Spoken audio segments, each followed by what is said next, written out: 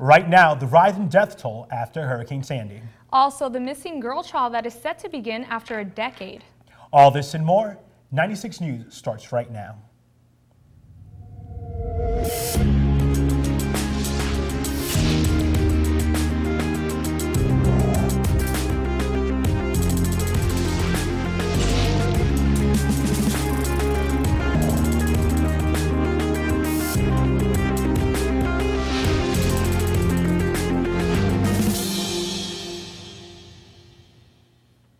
Hello everyone and welcome to 96 News. This is the week of November 5th. I'm Vanessa Mieses. And I'm Johnny Fernandez. A housing crisis is looming over New Yorkers, and over 1 million people are without heat in this cold weather after the devastating blow by Hurricane Sandy. Mayor Michael Bloomberg said 30 to 40,000 people in New York City alone would need shelter. U.S. Homeland Security Secretary Jeanette Napolitano said federal agencies are looking for apartments and hotel rooms for people displaced by Sandy. 2 more bodies were found in New Jersey, one being a 71-year-old man who suffered from hypothermia and a 55-year-old man who died from smoke inhalation in a house fire.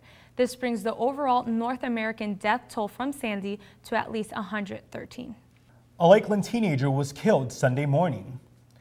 17-year-old Stephen Altman was traveling south of North Solcrum Loop Road about 9:30 a.m. when his motorcycle collided with a car that was making a left turn.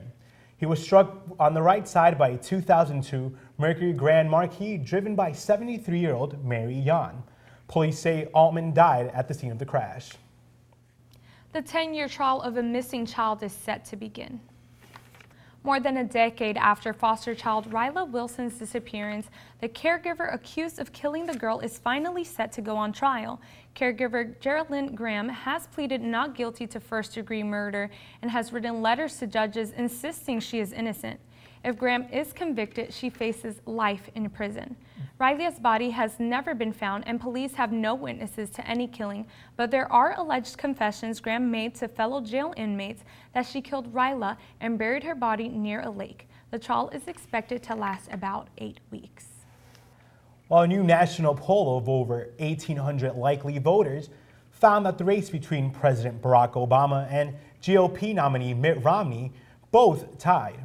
Both candidates stood about 48% in the ABC News and Washington Post poll, which was conducted between October 30th and November 2nd, and had a sampling error of a plus or minus 3 points. Obama and Mitt Romney are making their way across the country trying to fire up enthusiasm among supporters and win over at least the last wavering voters before Election Day.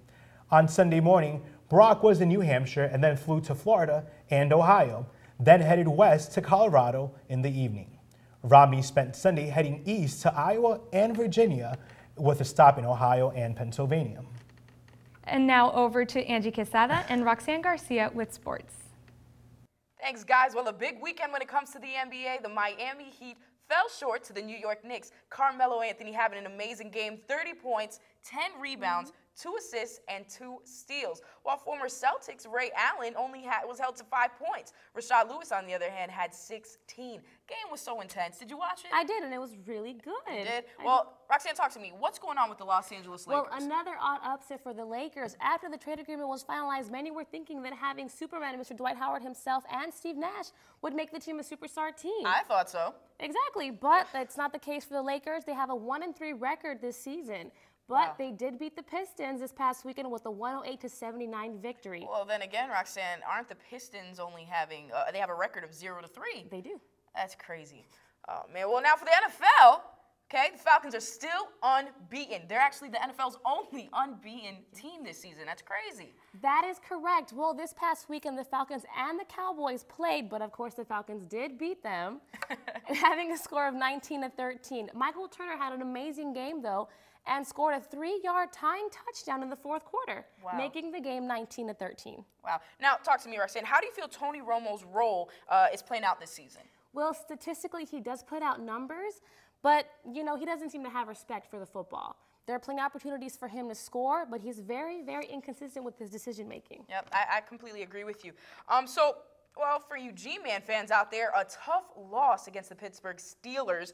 We have quarterback Ben Roethlisberger, who threw over 200 yards and 2 touchdowns, while running back Isaac Redman ran over for nearly 150 yards and had a touchdown in a 24-20 Steelers win against the New York Giants. Wow. Crazy. That is. And I was actually rooting for the Giants, too. Not going to lie. I wasn't. Well, that's all the time we have. This is 96 Sports with Angie Quesada. I'm Roxanne Garcia. Back to you. Thank you, Angie and Roxanne. That's all the time we have left. Keep it on 96 News for the latest in breaking news, weather, and sports. I'm Vanessa Mieses. And I'm Johnny Fernandez. Have a great week.